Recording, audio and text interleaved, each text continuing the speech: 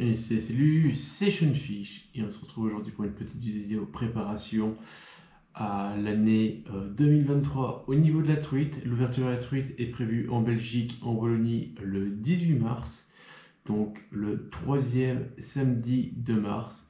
Et j'ai finalement décidé de renouveler mon abonnement à la truite grésienne. Donc mon ouverture, je vais la faire là-bas. Et aujourd'hui, je vais vous présenter un petit peu tout le matériel que j'ai prévu pour pêcher la truite. Alors je vais vous montrer dans un premier temps le matériel que je maîtrise déjà, et après je vais vous montrer un petit peu mes objectifs 2023, et après on va discuter un petit peu de vous, quelle leurre vous allez utiliser et pour quelle raison. Alors, au niveau du matériel que je compte utiliser pour cette année, on va commencer par le matériel que j'utilise. Ce sont les leurres métalliques. Ce sont les leurres que je maîtrise le plus et qui m'ont rapporté le plus de poissons. Donc c'est bien simple, c'est des cuillères de tout type. Donc ici par exemple en noir, au point jaune j'ai une petite mette.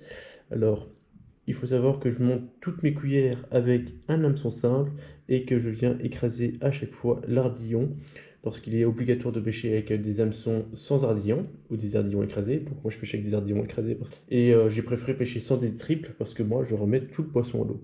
Et sinon j'ai d'autres types de cuillères. Donc ça c'est une cuillère que j'ai achetée lors d'une brocante.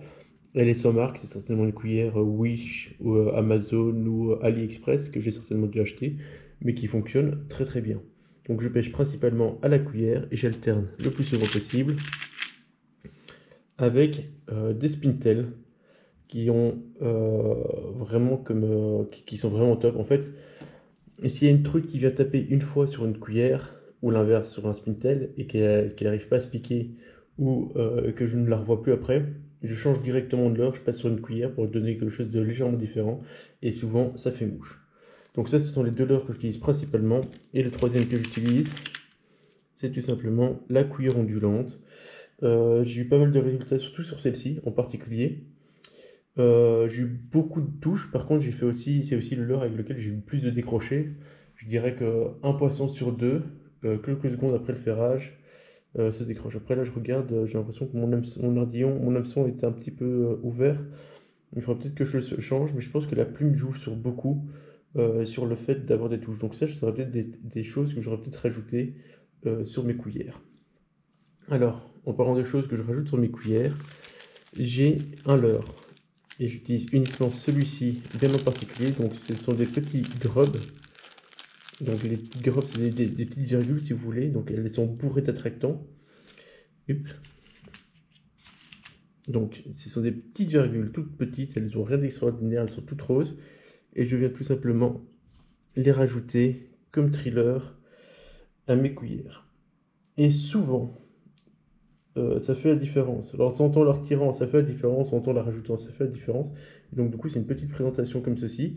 Alors, ça a plusieurs avantages. De un, j'ai remarqué que du coup, quand je rajoute mon petit trailer derrière, mon petit grub, de un, je m'accroche beaucoup moins dans les structures. Et aussi, en même temps, ça me permet d'avoir une meilleure nage dans le courant. Donc voilà, vous avez compris, au niveau expérience, j'ai pas grand chose. Alors j'ai encore une petite boîte ici, avec des cuillères ondulantes et des cuillères dans tous les sens, mais vraiment très colorées. Je voulais m'en servir l'année passée pour commencer un petit peu la truite area, mais au final, je me suis jamais lancé, ça m'intéressait pas plus que ça. Donc voilà. Et tout ça est accompagné avec un petit fluorocarbone. Je rajoute 1 mètre plus ou moins de fluorocarbone en 22 centièmes.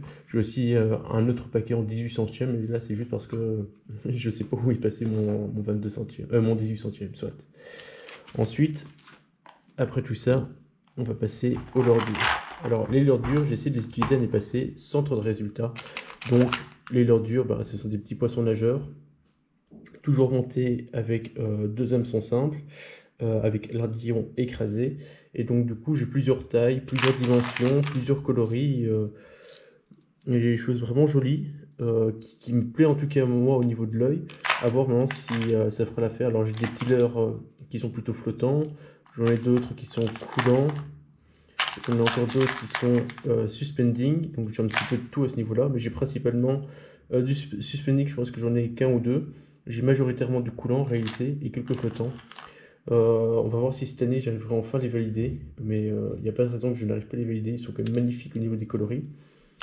Donc j'en ai plein de types différents. Alors une couleur que j'aime vraiment bien pour la truite, c'est la couleur tout simplement truite arc-en-ciel.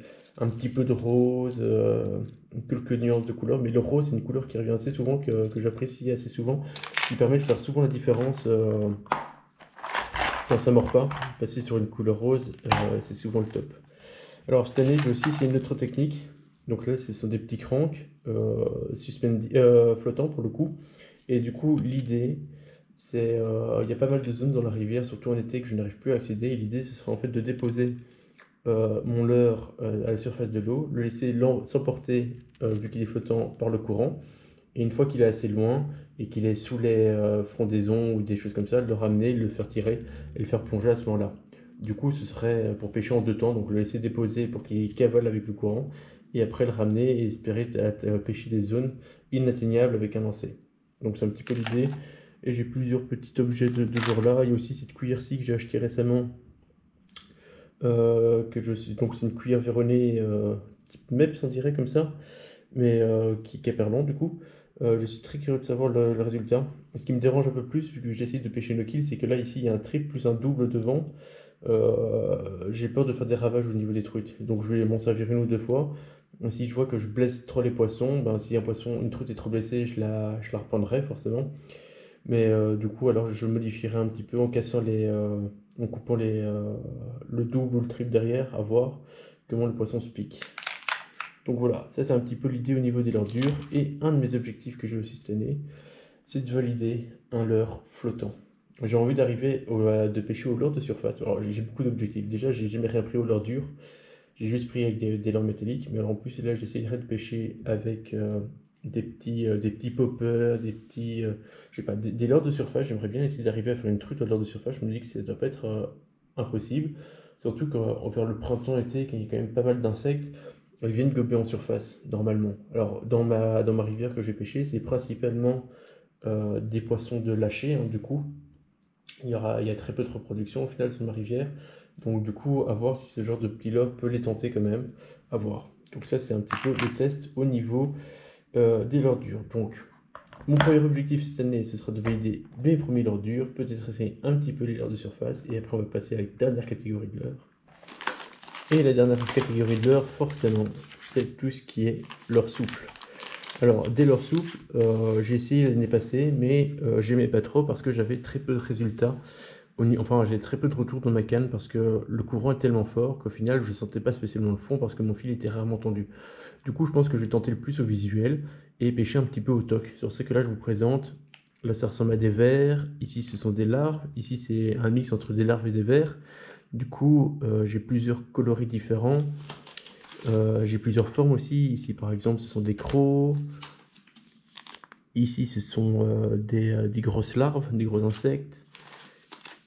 Ici, c'est tout simplement des slugs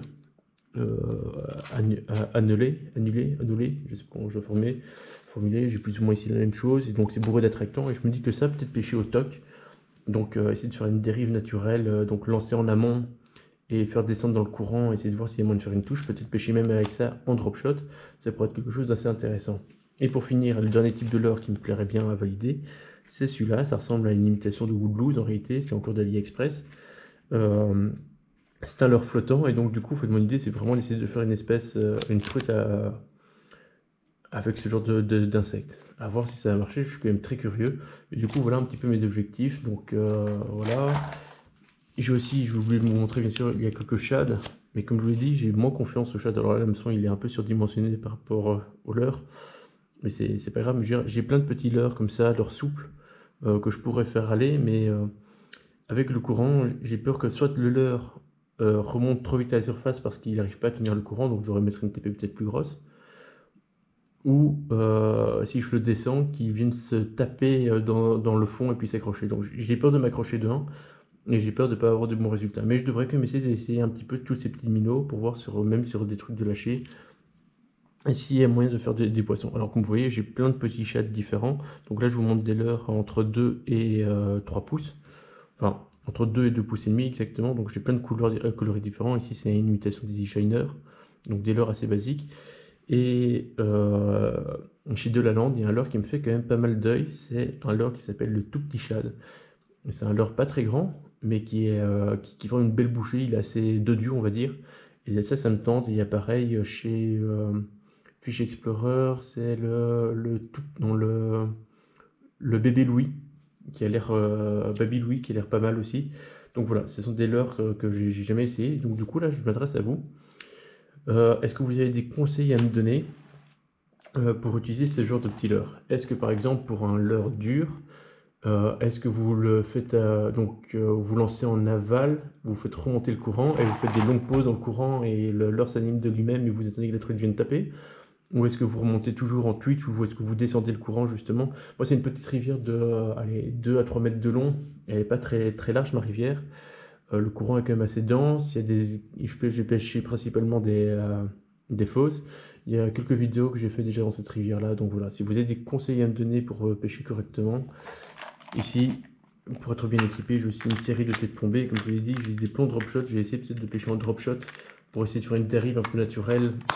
En mode toc on va dire, je lance un peu plus loin et je laisse redescendre le plomb le long du courant avec l'insecte ou la créature que je vais utiliser entre deux eaux.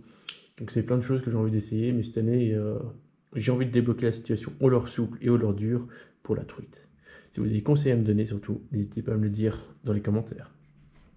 Et sinon, vous comptez aller où cette année pêcher?